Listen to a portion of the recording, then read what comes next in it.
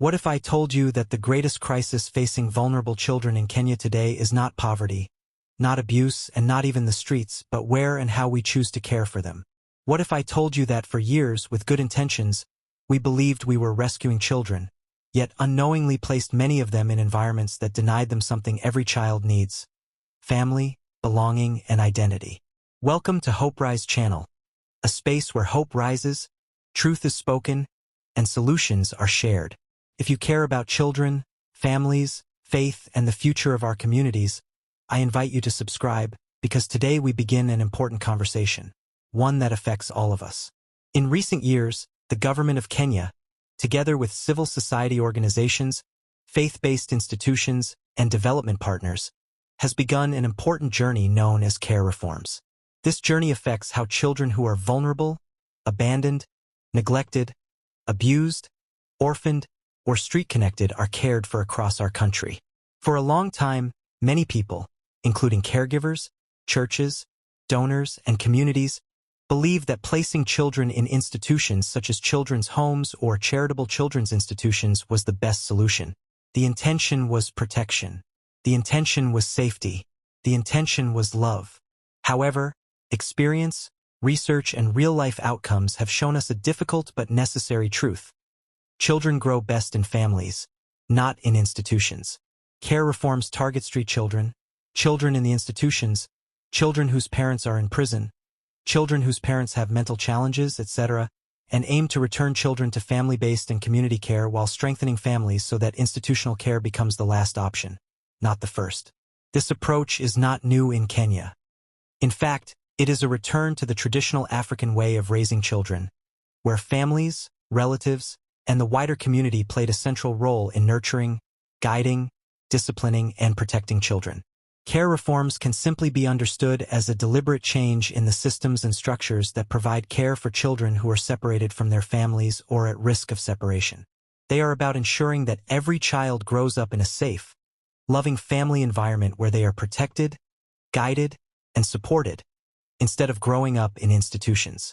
In simple terms, care reforms move us from buildings to families, from institutions to relationships, and from systems that manage children to systems that support families. In Kenya, care reforms are not just ideas or opinions. They are firmly anchored in law, policy, and international commitments. The Constitution of Kenya guarantees every child the right to parental care and protection. The Children Act of 2022 strongly prioritizes family-based care and provides clear guidance on alternative care options. The African Charter on the Rights and Welfare of the Child emphasizes family unity, community responsibility, and the best interests of the child. The United Nations guidelines on the alternative care of children clearly state that institutional care should only be used as a last resort and for the shortest time possible. All these frameworks agree on one principle: a family is the best place for a child to grow. Care reforms in Kenya are built on three interconnected pillars that must work together for care to be holistic and sustainable. The first focuses on preventing the separation of children from their families. This involves strengthening families through economic support, parenting, skills, psychosocial services, and social protection programs.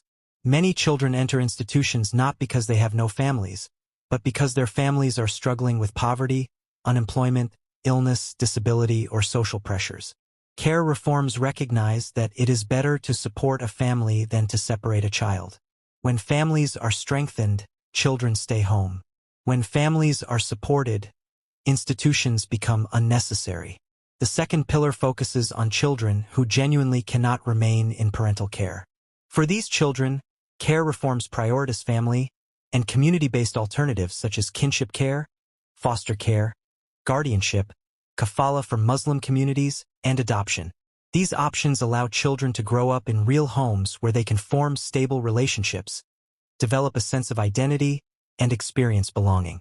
The Children Act 2022 makes it clear that institutional care should only be used as a last option and for the shortest time necessary. The third pillar addresses children who are already living in institutions. This involves tracing families, assessing safety and readiness, preparing children emotionally, supporting families before and after reintegration, and ensuring that transitions are safe and sustainable. Care reforms do not mean abandoning children. They mean carefully and responsibly transitioning children from institutional care back to families and communities with proper follow-up and support. Beyond laws and policies, care reforms are also a moral and spiritual responsibility. In Mark 10 verses 13 to 16, we see Jesus correcting his disciples when they rebuked parents for bringing children to him. Jesus told them to let the little children come to him and not to hinder them, reminding them that the kingdom of God belongs to such as these. This clearly shows that children are not burdens or inconveniences. Children are valuable. They deserve love, protection, and dignity. Care reforms call upon the government, civil society, and the church to come together to respond to the suffering of children among us, not by isolating them, but by embracing them within families and communities. There is a common saying in many African communities that it takes a village to raise a child. This was not just a saying. It was a way of life. Discipline was communal. Guidance was collective. Protection was everyone's responsibility.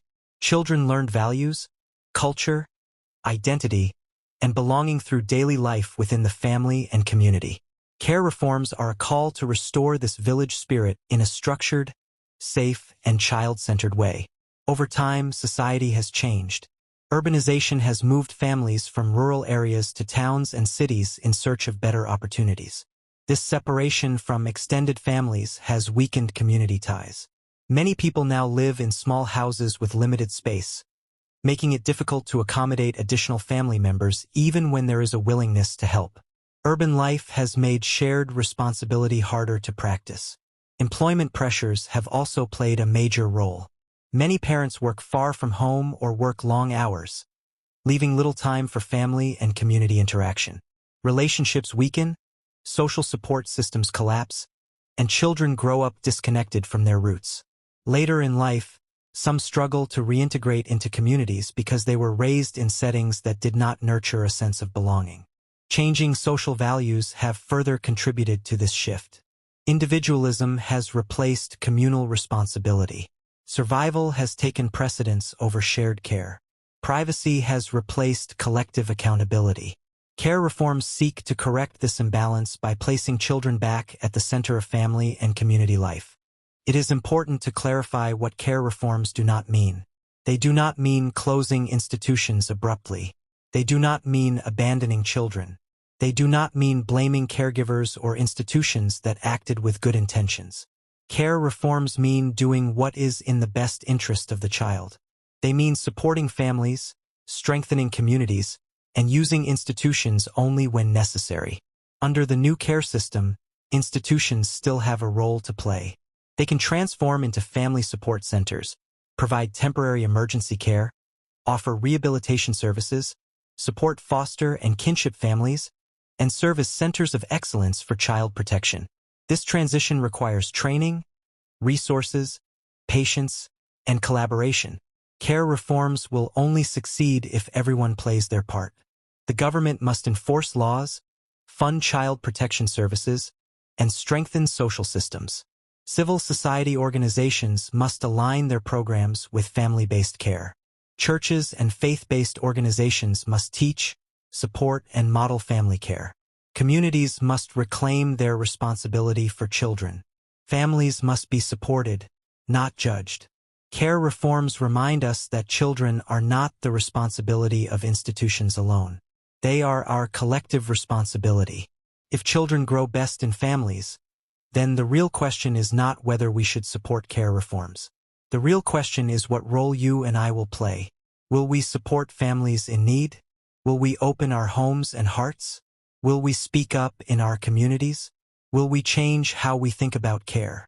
This conversation does not end here. On Hoperise Channel, we will continue to share hope-rising stories, real experiences, practical solutions, and voices from the ground. Stories that challenge us to care better, love deeper, and act wiser. If this message spoke to you, subscribe, share it, and stay with us. The future of our children depends on what we do today. Hope rises when families stand.